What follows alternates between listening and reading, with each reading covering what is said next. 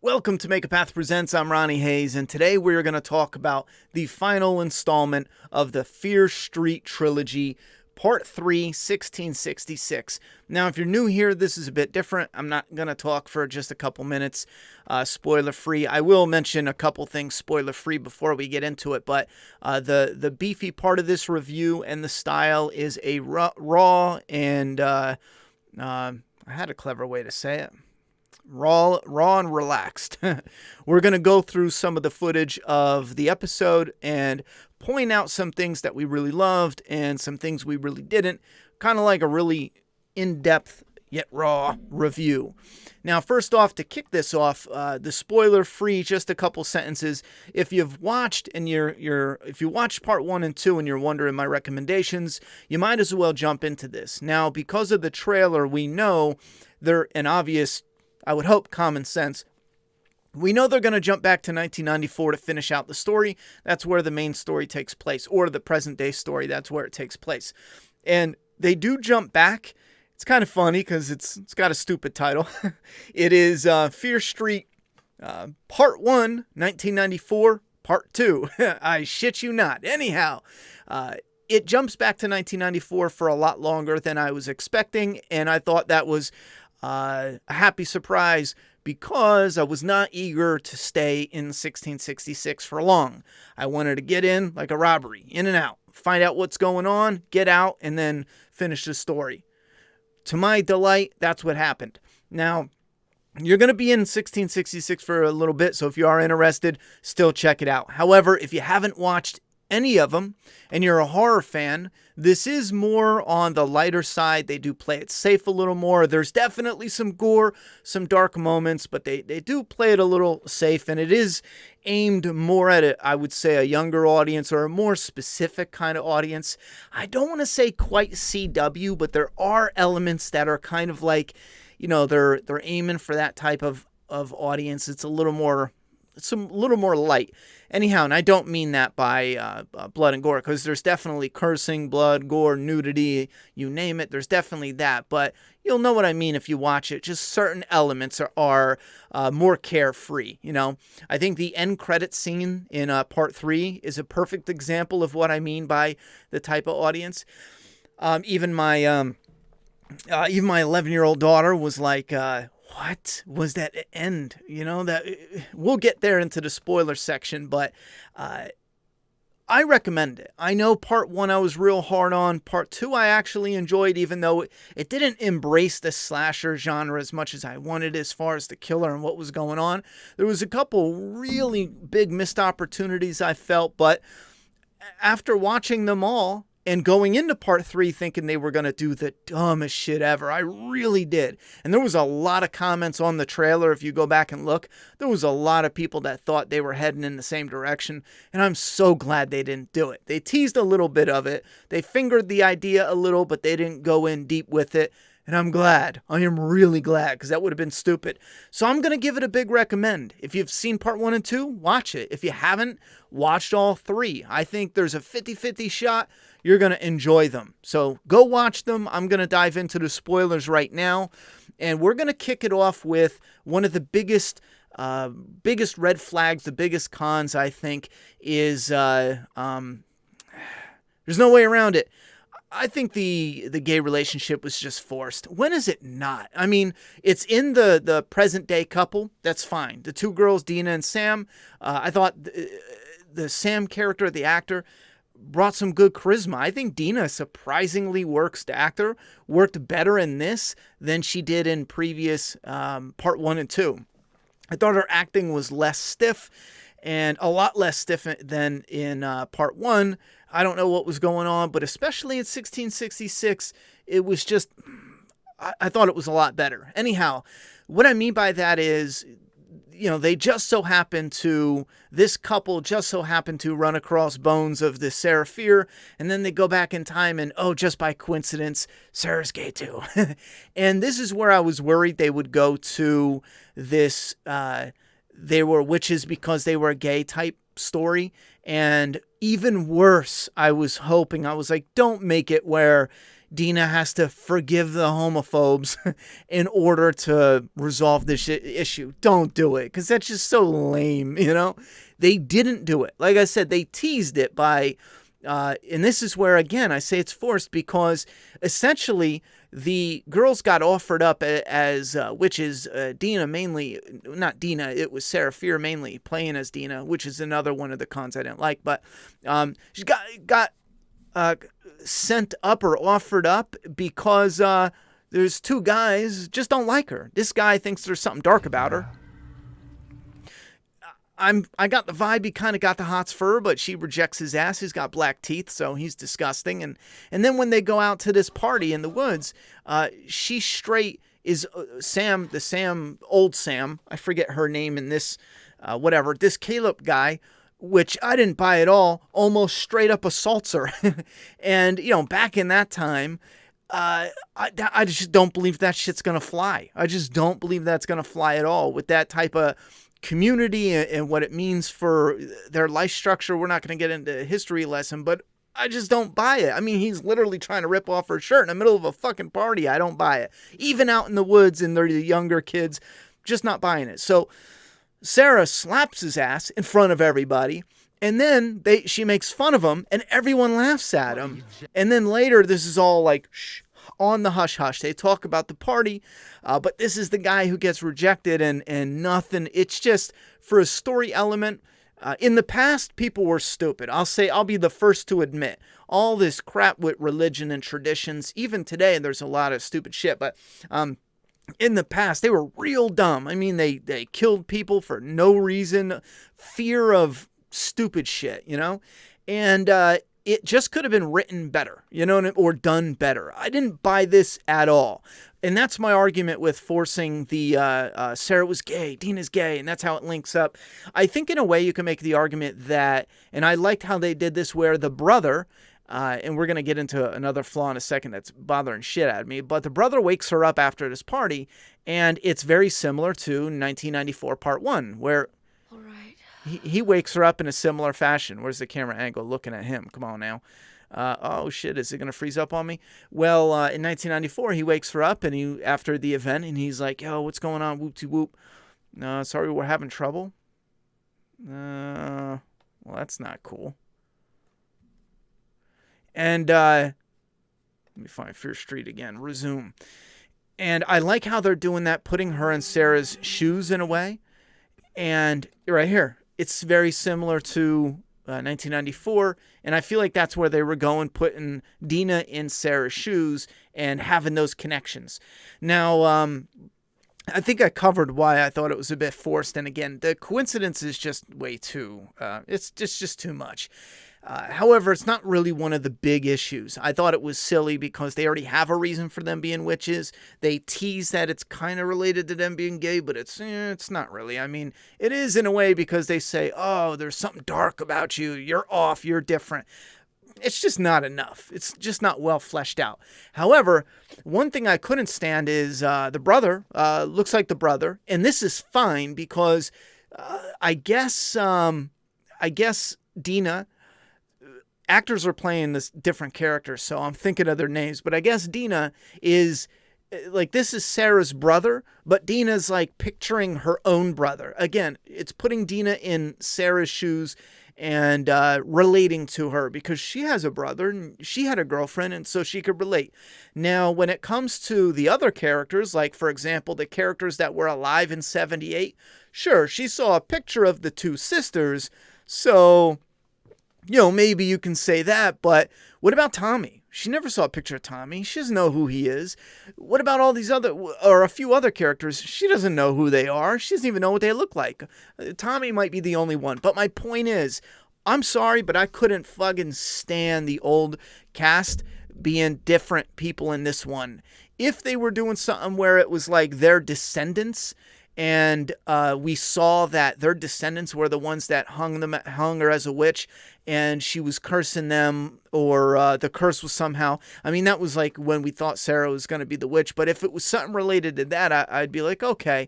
I just couldn't vibe with it. The brother is fine. Even her own friends, I can see, but some of the other characters... I just couldn't get into. So she goes around. We see some of these other characters. I think Sadie Sink is the girl from Stranger Things. She has such a, I don't know. She has such a presence. Yeah, she's got a wonderful presence. She's only in this for this scene and maybe another, but doesn't really count. And I love this moment where her sister comes in. Yeah, the preacher was badass too. Let me pull this up. There's this scene, watch closely. Her sister's going to come up to her. And I think, look, Sadie Sink is like, in the moment, bubbly, goofy, just a kid in this little town. Her sister comes up to her in a minute, but these little mannerisms, she slaps her hair, watch. Don't be a brat, Constable.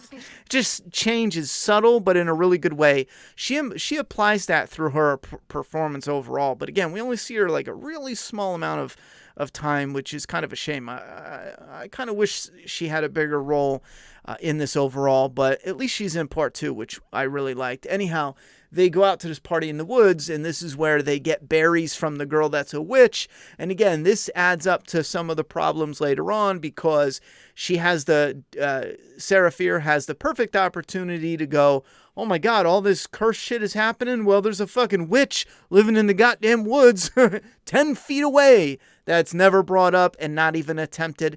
If they brought it up and she got shot down, I probably would have, thought that flowed a little better. None of this is brought up.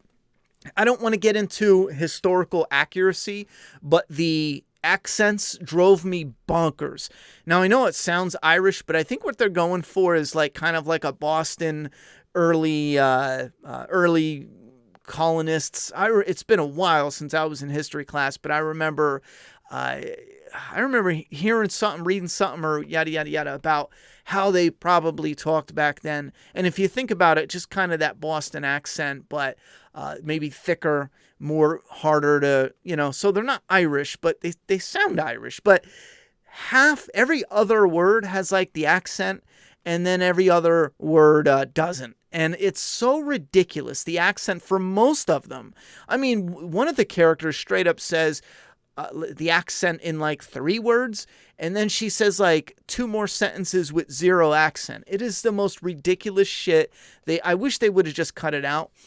For historical accuracy, I mean, why? I don't even know, because there's a lot here we're not even going to get into that is not even close to being accurate. Anyway, so they find this witch. Oh, and Sarah Fear's missing, and that was a big disappointment because they teased this character so much. And instead, we got the character the actor in Sarah Fear's shoes. We see some glimpses of her face, but I wish they would have just went with Sarah Fear. We get it. Maybe flipped it where we saw Sarah Fear, and then we saw the reaction or the reflection, and it was, the main actress. But that's going to be a personal preference. I can see everyone loving it and 10 of us not liking it. It's just a me thing. Anyway, so they have this party. This is where they get witnessed with their degenerate ways. Solomon Good, she visits him, and he's way too nice. Obviously, we know there's a mystery with the good cop in the future, and having him be way too nice when he comes to visit this time around. Oh, no, that's the father. The second time when he comes and he brings her like the sheath for the knife, a little gift, and says thank you. And he's understanding her problems. They kicked it on so thick. This was the moment where I was like, yeah, okay. It's Sarah Fear's not the witch. He's the witch. It was immediate just because it was done so overhanded. They could have at least had him... have him give some friction to it. I don't know. Just do something better where it wasn't as painfully obvious. Maybe a lot of you picked up on it sooner. I don't know. I thought it was the moment he was just so nice. I thought it was just too much. I will say, though, there's another problem I have where it comes to he's the witch, essentially. He calls up, and his family, he starts it, his family carries it on. They offer up sacrifices that become killers.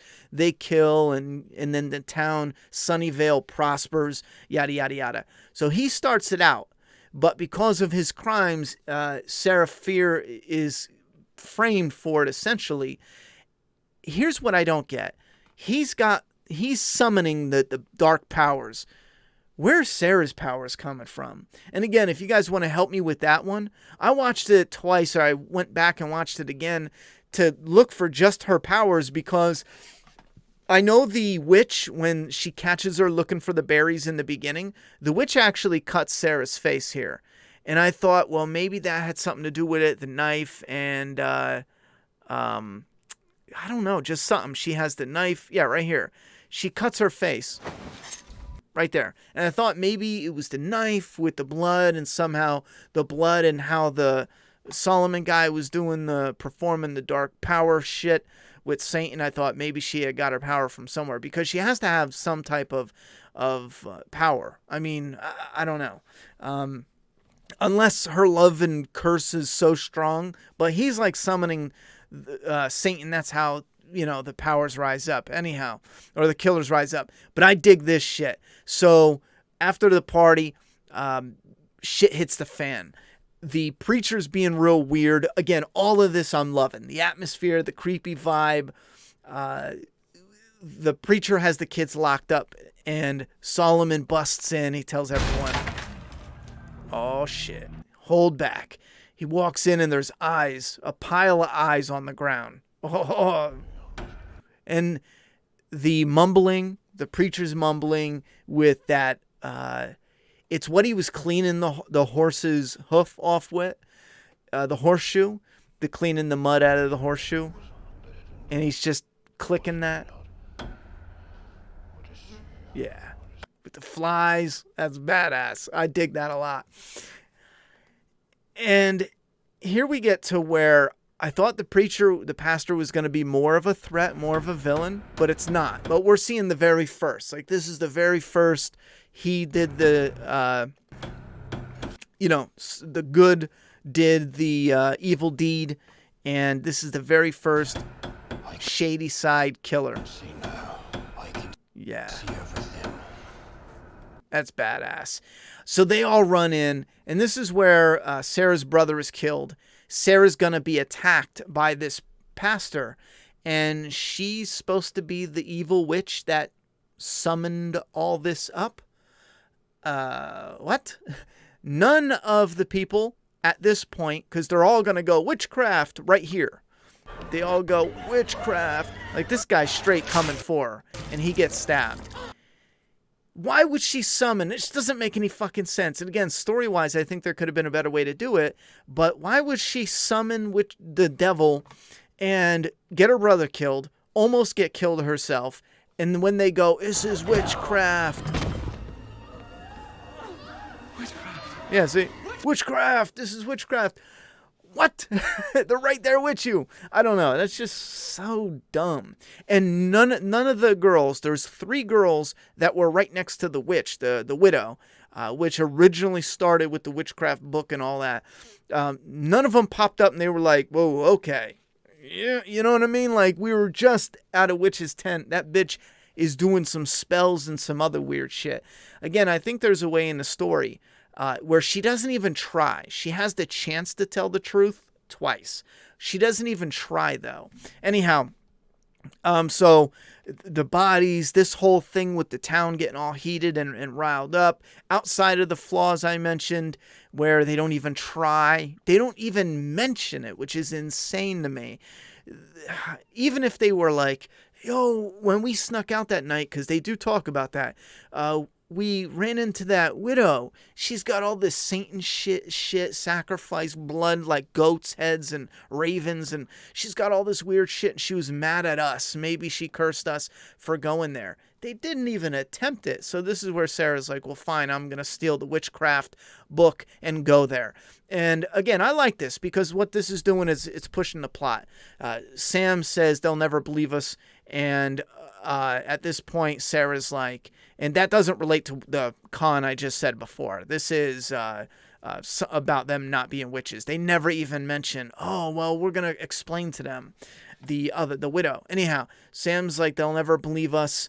And she's like, well, fine. If they're gonna say that we did it and we didn't, let's go ahead and get the witchcraft book. So now this takes Sarah and moves her. If I say Dina, it's Dina, Sarah. It's the same shit. Anyway, now this takes Sarah and moves her story to the widow.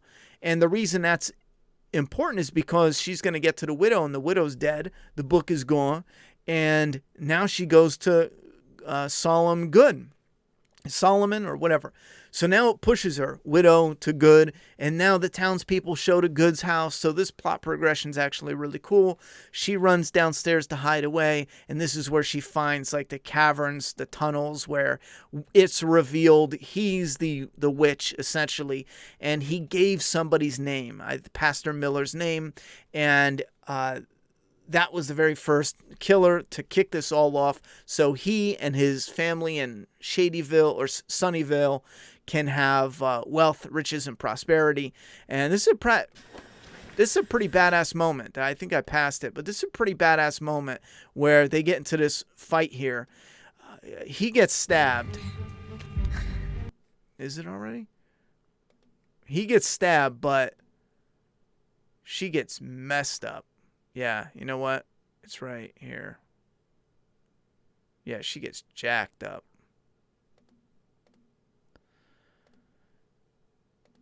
Damn. I wanted to show it, but essentially... right here.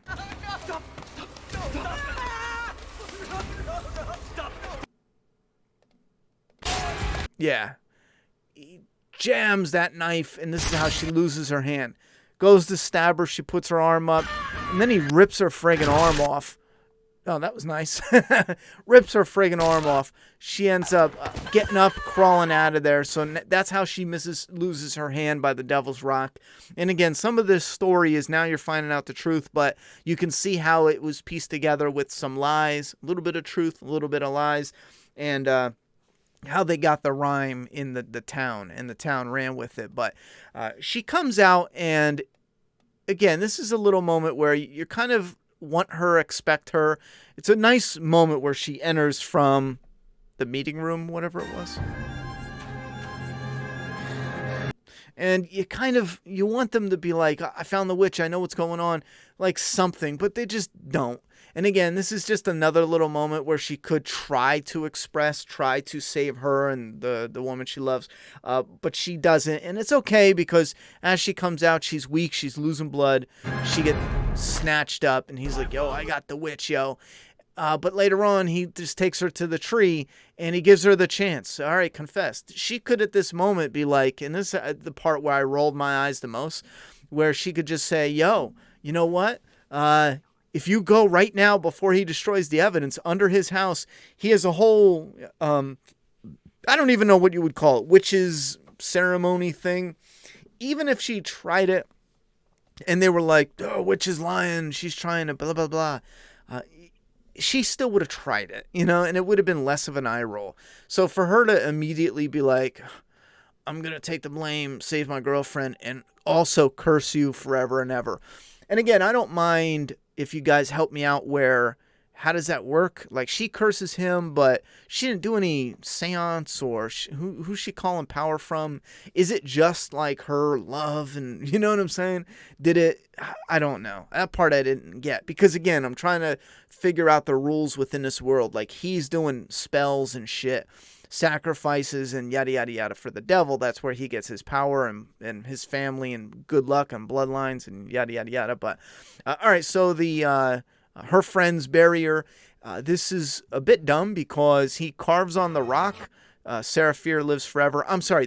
This I like. They bury her by the tree, but, we know there's no body there because they tried digging her up already. So it shows that they dug her up, and they are the ones that left the rock there. So they relocated her body somewhere else by this big rock, and that's where they find it later on. But they carve in this rock, and when they find it 300 freaking years later, the rock still looks nicely carved. It's still readable, clear as day. It's like, bro, that's a big pill to swallow. Anyhow, so we're now back in 1994, and this I liked.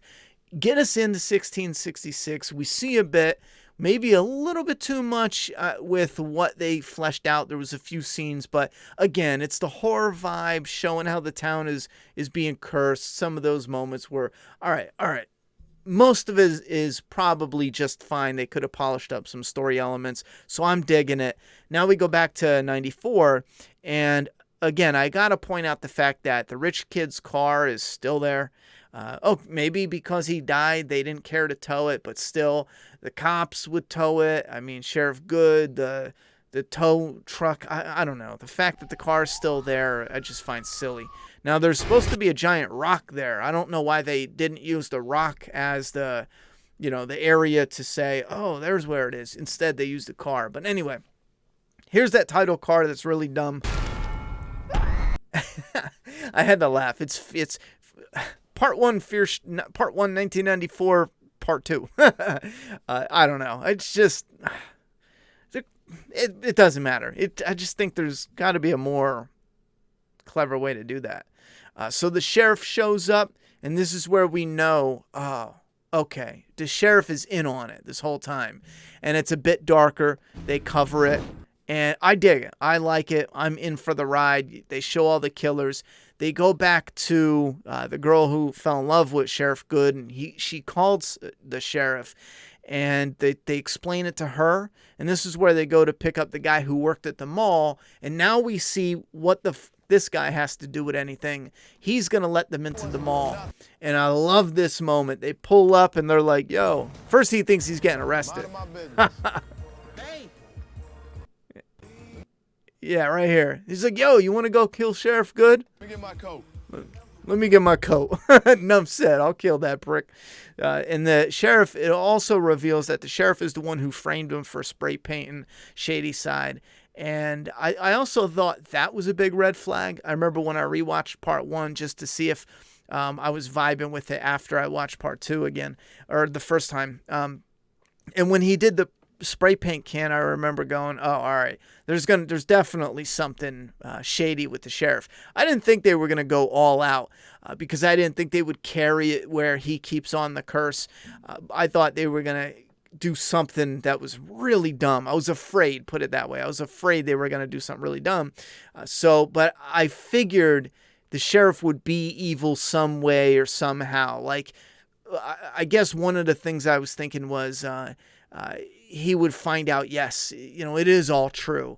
And he could either go with the love story with the other character, or, which is what I thought they were going to do, is have the sheriff try to stop them from stopping the curse to essentially keep his side of town and him and all that wealthy and yada, yada, yada, to keep it going, like in a how it's been going. But this part I really liked. They are going to carry him, which means she's going to cut her blood, and I'm overlooking this. She cuts her little hand. They mix it up with a whole bunch. They got a whole bunch of blood from this little bitty cut. Whatever. It's one of those little dumb elements. Anyhow, she cuts her hand. They fill up a bunch of blood. They mix something with it. I think they water it down, but still, it's a little stupid. So they get the super soakers, which I love that. Popular in the 90s. They're in an area that they mark it all up, which gives it a good, cool visual. And they're going to dump the blood on them. And this concept I was excited for. I thought it has cool potential. Unfortunately, they ditched it in a very dumb way. But the idea is to cover him in Dina's blood. And the killers are all hunting her down. So they're hunting her blood. And they're going to kill him, which is going to kill the curse. I was envisioning this like epic fight. And then the killers would end up stabbing the sheriff. And just as he gets his final death wound, like the axe goes right into his head, splits his head open. As soon as he does, you got a killer stabbing him here, another one strangling him maybe. Like they're all killing him at once. And the one that delivers the final blow, they all just go, poof, and they did just go, poof, but I had that visual because then you could slowly see his head open up more and then he falls down. As soon as they teased the idea they were going to have the killers kill Good, I was like, let's do this, They opted for something that I wasn't a big fan of. They just opted for Sarah to do it. through Dina, which is a flip on what they did in the beginning of this episode. But anyhow, so yeah, that's the reveal of the cans. The setup took a bit of a while. I think this is where it lost a lot of momentum, where it kind of felt like, oh, everything's fucking a rush until it's time to talk about emotions and set things up. And now you have this big whole setup fiasco. And it just, I don't know, something about that whole setup thing kind of took some of the momentum and the tension away. But then we get cops who show up. And this is a problem with part one. Part one has a problem with other characters. This town feels very empty. There's almost no one ever around, ever. And I'm glad we get additional cops outside of Sheriff Good. However, they show up and they're like, put your guns, put your weapons down. Get the fuck out of here. Super Soakers are so popular. Don't give me any of this bullshit. No one's coming around the corner. I don't give a fuck who's holding the Super Soaker. He's going to come around the corner, and I don't know why they didn't just film it like this. I don't know. I think I know why, but anyway, I think I'm well aware of why. It's a white chick who's the director in fucking 2021. Of course, they're not going to have a common sense cop turn the corner and be like, all cops got to be asshole stupid. But he turns the corner, and instead of having him be like, what the fuck are you kids doing? Did you steal a cop car? Like, you're coming with me type shit. He's like, put the weapons down.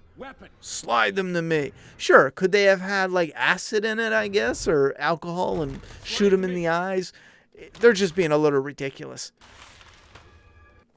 But then this is where the cool shit kicks off a little bit. You get the killers show up. We got one real cool killer. People call him the Michael Myers, and I get where they're going with that, but it looks like he has a burned face. Yeah, the way they do the walk, or this guy. Yeah, see, he's got like a burnt face. He looks like he has some glasses. I think he's the mailman. Has he got glasses on like one side of his face? Maybe that's just his cheekbone that's shiny. Like that guy's freaking out. Anyhow, this cop runs. He dies too. And they got to hold. Yeah, it's just his shiny face. But look, he's burned. So it gives it that look of a Myers mask, but it's not. And now they got to hold the ropes, and this is creepy, and let the killers walk right by them. I thought that was pretty damn cool. So the killers walk past them. They get trapped. Yeah, that would be creepy as shit. Look at him. He's shitting himself. I'd be shitting myself too. So the killers get trapped. It gets quiet. And they're like, yo, what's going on? Sheriff Good shows up. I'm not really sure why the killers get all quiet. And it's like, but I guess if he summons them, it makes sense. So, and it also explains how he was there so quick and he took Ryan down, you know? Because again, mixing some complex stuff with the characters is always best. So he, cursed them all, people, let a couple die, and then he was like, he shuts it down, but also he gets credit. So maybe he's all asshole. I don't know. So anyhow, Ziggy gets caught here, which is another one that made me just absolutely hate this moment. She does the whole tag you're it, dumps the blood.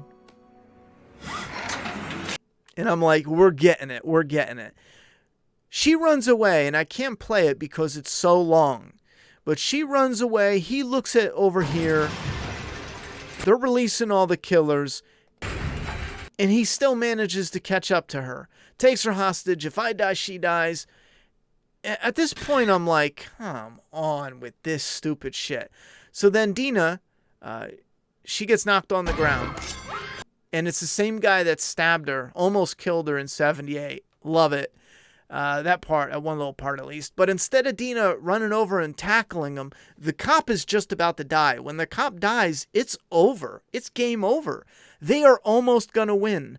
Dina's 10 feet away. Instead of tackling the shit out of the bad guy or doing whatever, they can all fight and keep the girl safe. She just has to take her jacket off with the blood. She cuts her hand, and now the cop is successful and they all run away. Again, I think there was probably a better way to do this, but I was still stuck on how cool it would be to have the cop get killed. But here's where we get into another really dumb part. There's a service gate that leads directly to the underground tunnel of the 300-year-old ritual rocks where they do the seances. You know, it's like, what the fuck? I mean, listen, I've never built a mall, but I did framing for houses, like houses that people would actually live into. And I have a bit of a understanding of what goes into the foundation, what work goes into what's around the foundation, to certain trees and roots and other stuff, problem areas and yada, yada, yada. It's been a while, but if you have a service gate that drops down into a set of tunnels that leads to this air, there's no fucking way it's not going unnoticed, unchecked, unlooked into. That part, I hope someone can clear it up in the comments where it's like, oh no, it just looked like that, but it was actually this, this, and this, because I'm not buying that at all. Even if the cops set it up to, I don't know, to run around. And this leads to one of my biggest what the fuck, because isn't this the Shady Side Mall? I'm going to have to look in the other part, but I'm jumping ahead, but we went from the mall into this service entrance that leads to the 300-year-old tunnel. And the tunnel, they walk for a few minutes, and then when they end good, they end good for good. They go into a secret passageway to exit, and they're now in his house, which, again, I dig the concept that they're in his house. It's a secret tunnel, but this is the Shady Side Mall. And unless his house is like near the mall, but then we see his his Sunnyvale, his house is in Sunnyvale, and we see Sunnyvale neighbors. One of them gets hit by a truck, showing the curse is truly lifted. How long were they walking under in that underground tunnel? That part drove me fucking nuts. We'll get to it in a second, but so incredibly stupid. So now we get to another part where, okay, we didn't get the killer stabbing the cop, which I was getting really excited for, but we got something else. Did I skip it here? Yeah, I think I did skip it. We got something else where they go ahead and they spray.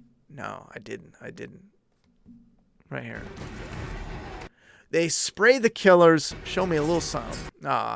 And the killers, again, instead of the killers fighting the cop, the killers fight themselves. There's a couple cool scenes. For the most part, they show it like that, where it's off reflections and they don't really film it, but there's one or two cool scenes like this.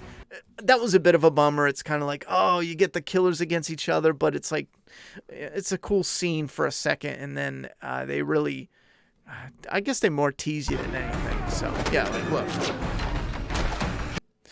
You get that kind of filming. I wish they would have filmed something a little bit more intense, but I love this though. So the killers chop each other up, and don't you dare try to explain to me how 4 killers killed all 4 of them. You get, one killed the other, so that leaves 3, and then one kills another, so that leaves 2, and then one of them has to kill the other, because they're all chopped to bits, so that would leave 1 killer no matter fucking what.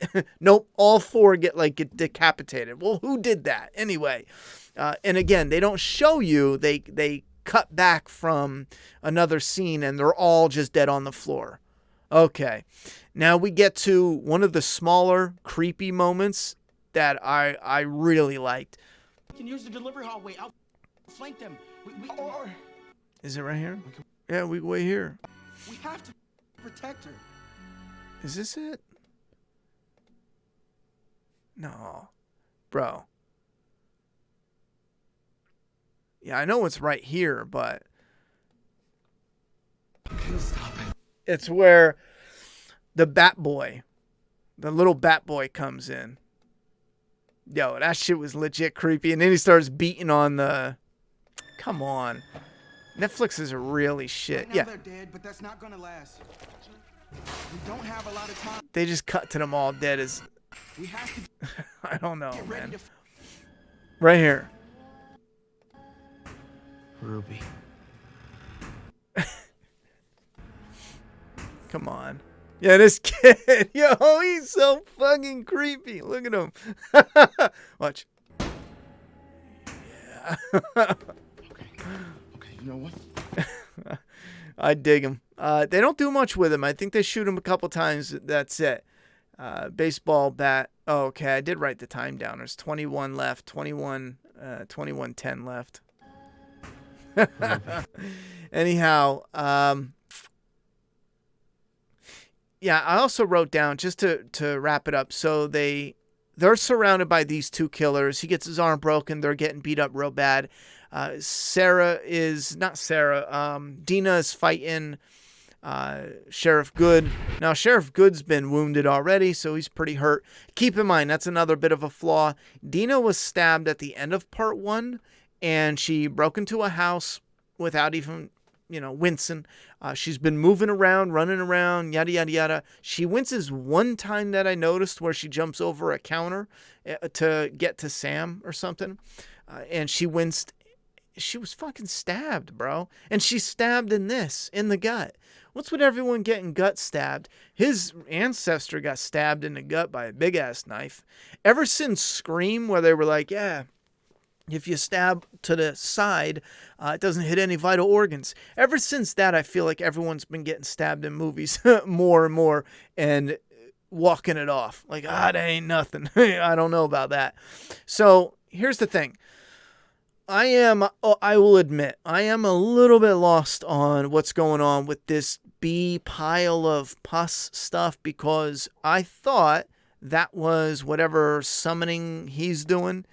I've figured later it was tied into her hands somehow, but not this bee thing, because, well, I don't, like, where's her powers come from? Again, I mentioned it before. Did she summon something?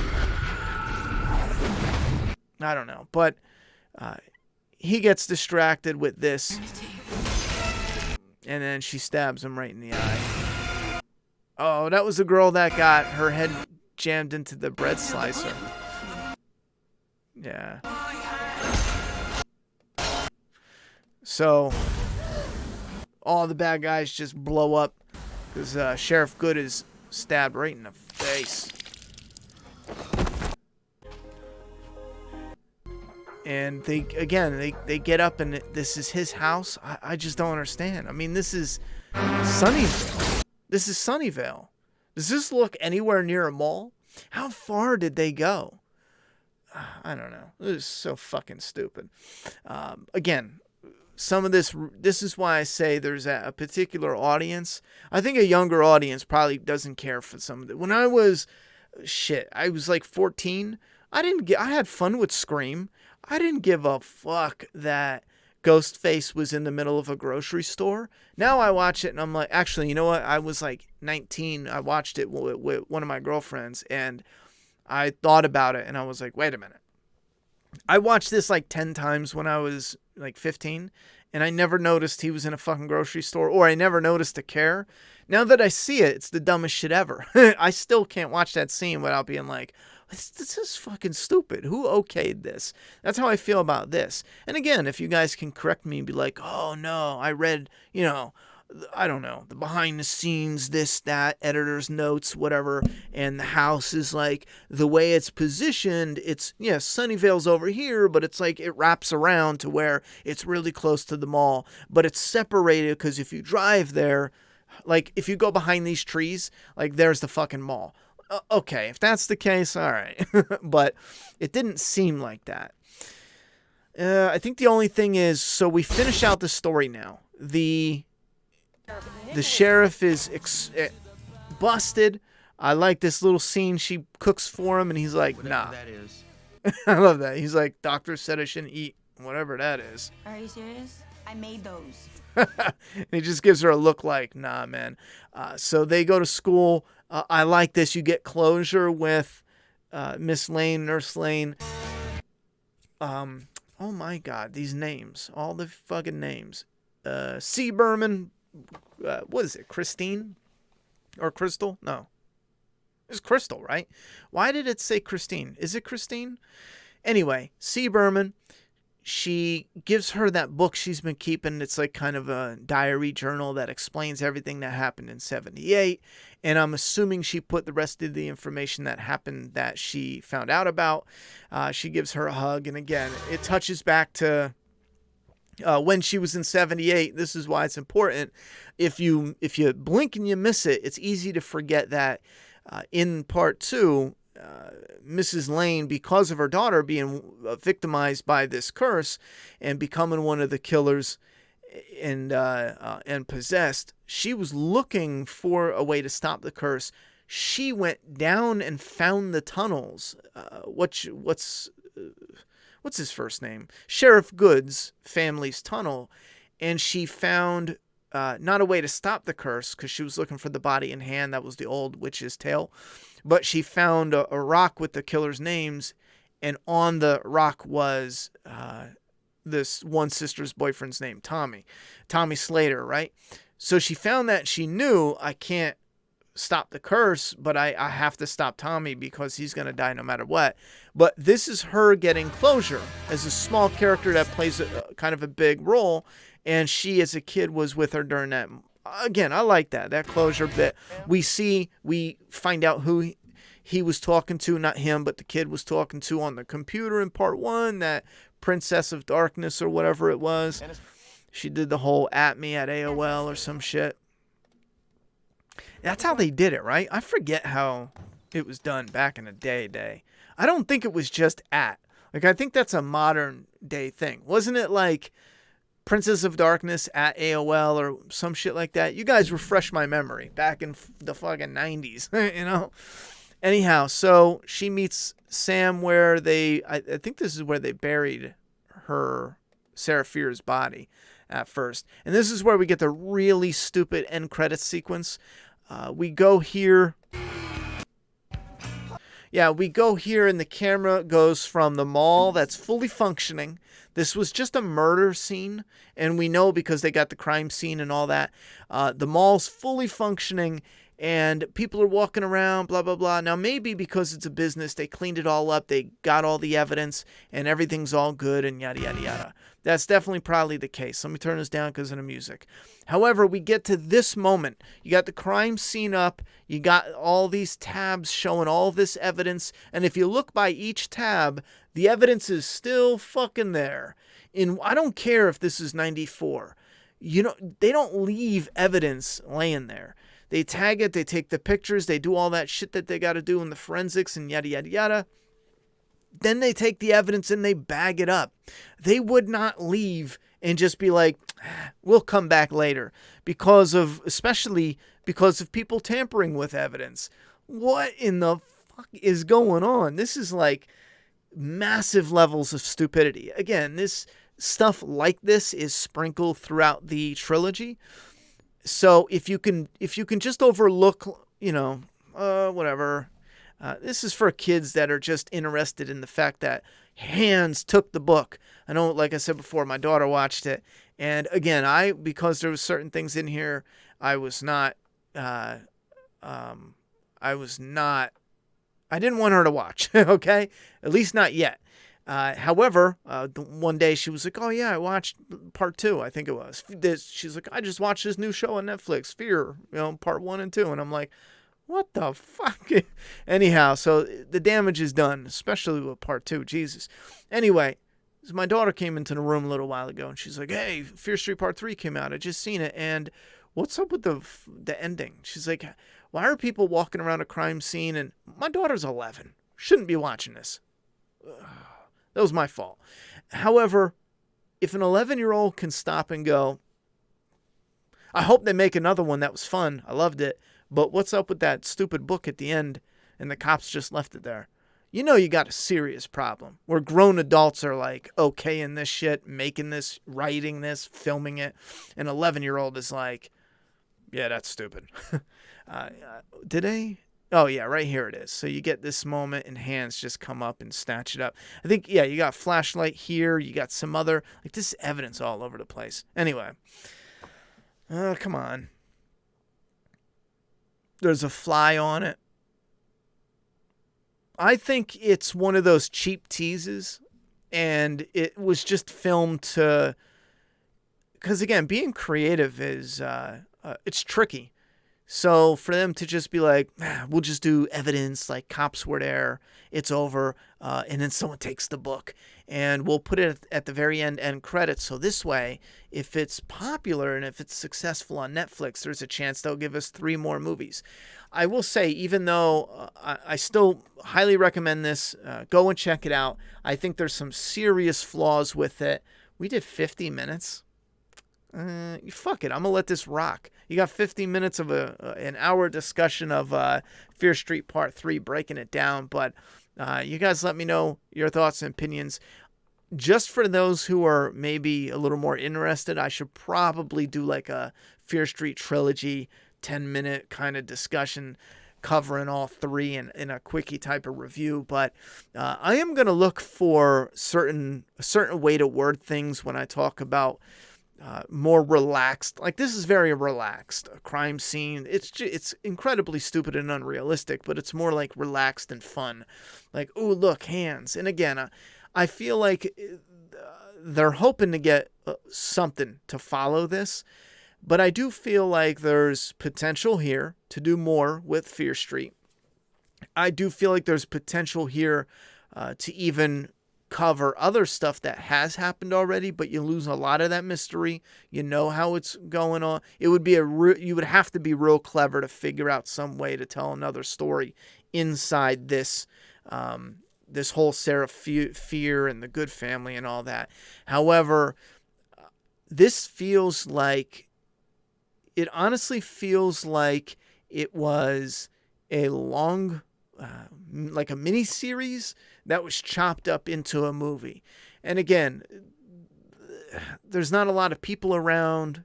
When it comes to filming the certain locations, you have just the people that are required for the scenes. There's not a lot of background people. They're not switching locations often, even when they're going from like babysitting to doing this. I mean, even think about babysitting. The one girl, Katie, she took the kids to, guess, Nurse Lane's house. Not a random neighbor. Again, it's like the same 10 people live in this fucking community, and that's all we see ever. It's stuff like that just makes this feel not like a 3-movie event, but like a mini series that they chopped up and labeled it as movies. Again, the parts fit good. Part 1 going into 2 and 2 into 3. 3, I think, was the one that made me feel a little less like it was clean breaks, because part 3 is essentially part 3 and part 4 in one movie, you know? So it does feel like that in the production quality. Again, it's done good. It sounds good. It looks good. But just what they show, how expansive and fleshed out it is.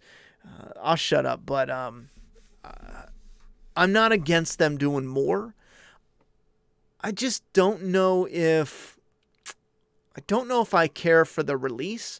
Like next time they put like a Fear Street out, there's a real good chance I'm probably just going to wait until they're all out and just to watch it at once. Because I really think I would have enjoyed this better had I maybe watched 1 and 2 together and had the choice to do that. Or if you have a day to kill and you're doing work, like I was working when I watched, I think it was part 2, and I was getting some work done and I was able to put it on and then put something on after that.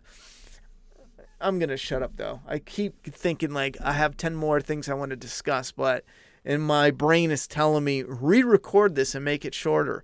I don't know. I'm going to shut up though. This is Fear Street Part 3, 1666. Put your thoughts and opinions down in that comment box. I give it a recommend. It's not all the way my cup of tea, but I got to admit, even with its flaws, I had some fun with it. I definitely did. All right, I'm done talking. It's your turn.